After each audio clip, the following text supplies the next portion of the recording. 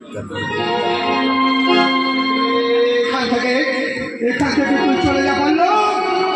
যাবো বাবা যাবো, তবে যাবার আগে যে ভুলে আমার জীবনটা হয়ে গেছে, আমার প্রাণের প্রেয়সী আঁকি আজ পথের ভিখারিনী, সেই হিসেবে আমার বুঝে নিতেই হবে।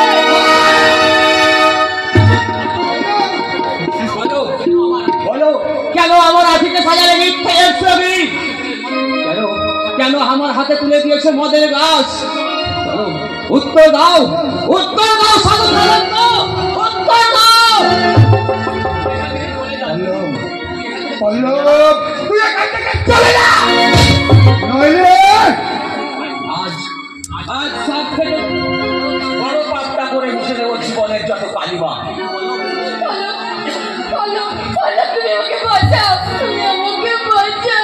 বাঁচাবো আপনি, বাঁচাবো নিজের জীবন তুচ্ছ করে আজ আমি তোমাকে বাঁচাবো। তোমার হাত ধরে ওই পাপের ওই সর্যের মাথায় লাথি গেলে তোমাকে নিয়ে চলে যাবো অনেক অনেক দূরে।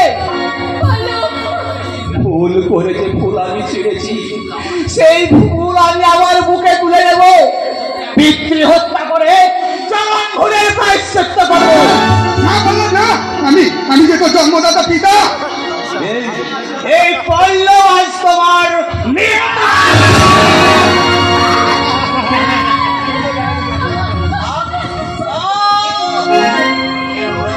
তুই কি করলি? কেন যা করেছি আপনার মঙ্গলের জন্য করেছি।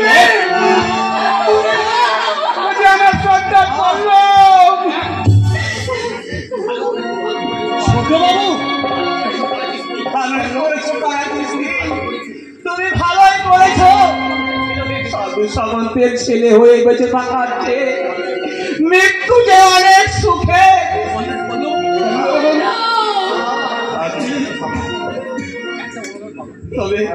তবে একটা অনুরোধ বাবা, আঁখিকে তুমি নিজের মেয়ের চোখে দেখো, মনে করো এ তোমার আরেক মেয়ে, নইলে এই জগতের কোন সন্তান তার জন্মদাতা পিতাকে বিশ্বাস করবে না বাবা।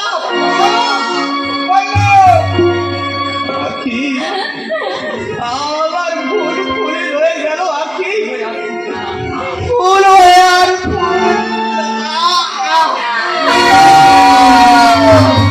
কথা বলো, কথা বলো, বললাম কথা বলো। তুমি আমাকে এভাবে একা ছেড়ে চলে যেও না, বলো বলো।